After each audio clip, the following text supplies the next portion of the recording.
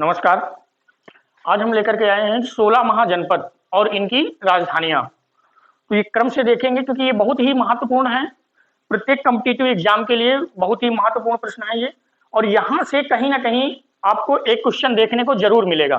ठीक, तो चलिए देखते हैं। और इन्हें याद करने का एक तरीका देखेंगे। क्या इन्हें याद करने का एक तरीका है क्या कि सबसे पहले हमने क्रम से ही लिखा है। पहले आ वाले वर्ड लिख दिए, फिर काका वाले वर्ड लिख दिए, फिर इसके बाद देखिए यहाँ मामा वाले हो गए। ठीक, इस तरीके से, और यहाँ वावा वाले हो गए। जो एक दो बीच में हैं तो उन्हें आप ऐसे याद कर सकते हैं।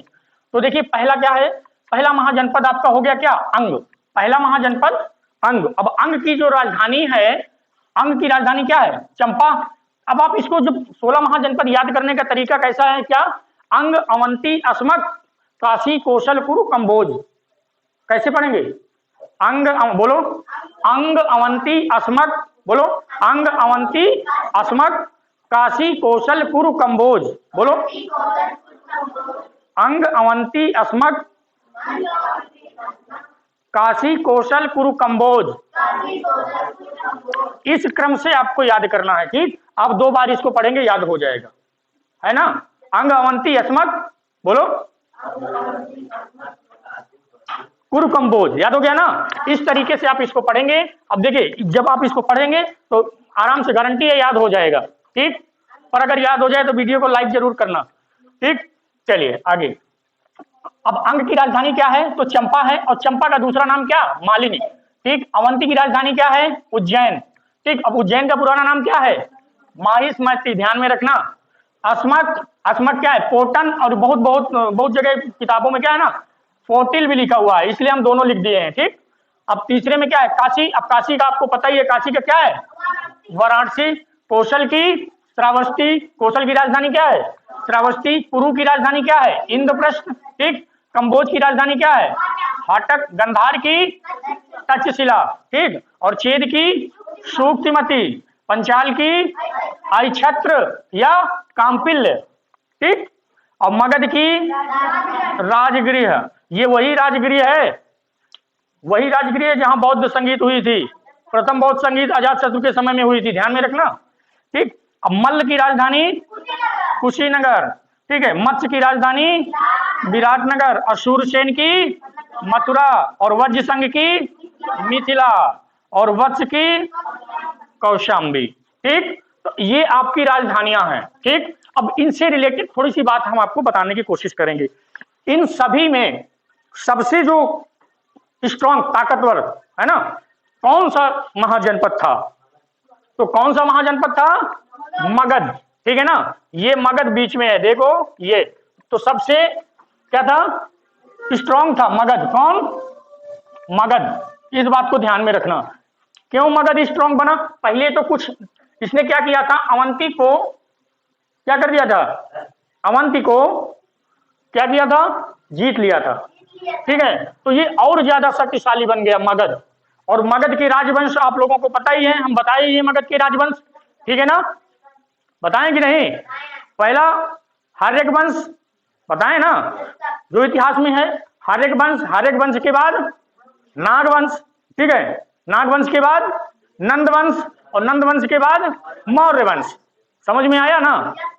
ठीक, और हर्यक वंश का संस्थापक कौन है, बिंबिसार। कौन है, ध्यान में रखना, हर्यक वंश का संस्थापक। ठीक, इसके बाद उसका पुत्र कौन, अजातशत्रु। अजातशत्रु ने अपने पिता को क्या किया, मार डाला, लेकिन अपना भी वही मौत मरा।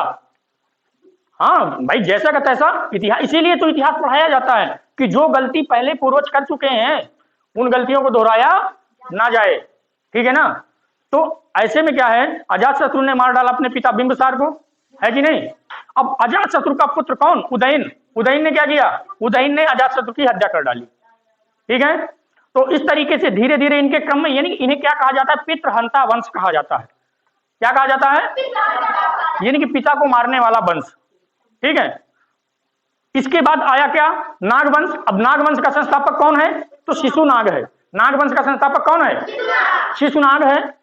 तो नागवंश के संस्थापक में शिशुनाग। इस नागवंश के बाद कौन सा वंश आता है, बताइए। नागवंश के बाद कौन सा वंश आता है? नंदवंश। कौन सा वंश? नंदवंश। ठीक है। अब नंदवंश की स्थापना किसने की? संस्थापक कौन है? तो नंदवंश का संस्थापक कौन है? महापद्मानंद। महापद्मानंद। ठीक है। तो हाँ ठीक, तो इसे जो है नंदवंश का संस्थापक महापद्मानंद के बहुत ही अच्छा शासक था। लेकिन इसके बाद इसके वंश में एक बहुत ही क्रूर शासक, निर्दयी शासक आया। कौन? घनानंद, है ना, घनानंद। अब ये जो आया ये बहुत क्रूर था, निर्दयी था। और फिर चाणक्य को आप सभी लोग जानते हैं, है ना। तो चाणक्य ने क्या किया? चाणक्य को घनानंद ने क्या किया? चाणक्य को बहुत ज्यादा कहने का मतलब आपकी भाषा में भला बुरा कहा और अपमानित कर दिया अपनी सभा में। चाणक्य चिलमिला गया। शिक्षक है ना, वो शिक्षक था, तो कड़वाया और वो उसने प्रण कर लिया वहीं से कि मैं तुम्हारे साम्राज्य को उखाड़, ठीक, तुम्हारे साम्राज्य की जड़ों में उखाड़ दूंगा। उसी ने क्या किया फिर? चंद्रगुप्त मौर्य को क्या किया?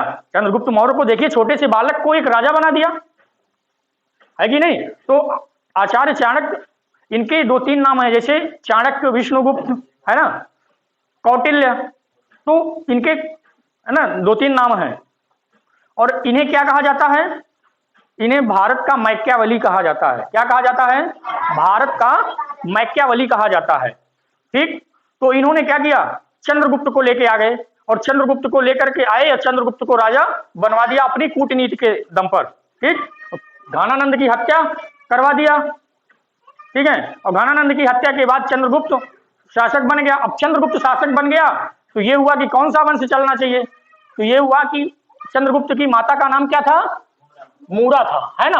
अब मूरा के नाम पर मौर्य वंश पड़ा, मूरा के नाम पर ही, ठीक है ना।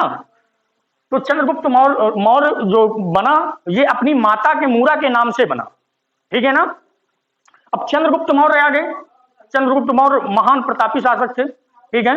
इन्होंने क्या किया था? इन्होंने 6 लाख की सेना लेकर के पूरे भारत को एक सूत्र में बांधने का प्रयास किया था चंद्रगुप्त मौर्य, ठीक है।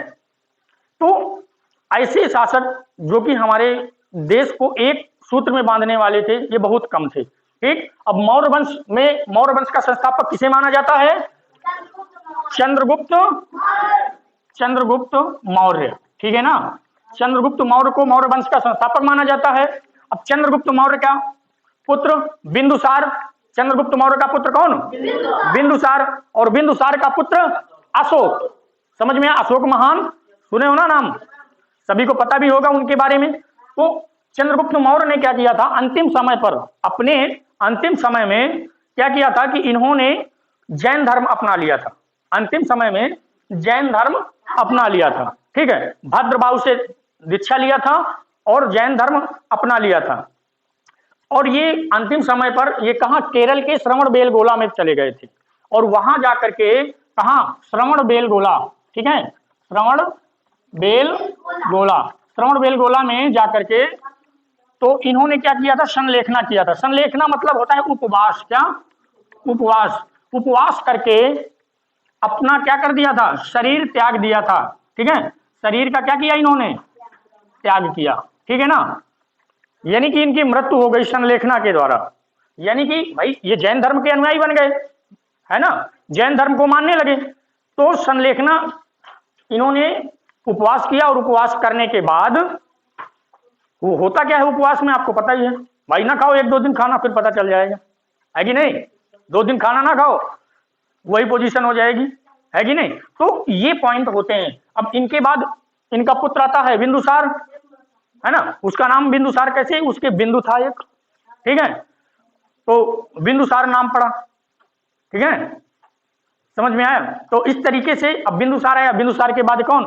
बिंदुसार का पुत्र अशोक अपने 99 भाइयों को मार करके गद्दी पर बैठा था, ठीक है। तो इस तरीके से अब इतना हमने बताया। अब आगे की क्लास में हम क्रम से आज तो बताते चले गए हैं, जिसे बार बार 2 बार 3 बार आप वीडियो को देखेंगे तो जितने शब्द हमने बोले हैं वो सभी आप नोट कर सकते हैं पेन कॉपी लेकर के। और अगर वीडियो अच्छा लगे तो इसे लाइक जरूर करिएगा। धन्यवाद।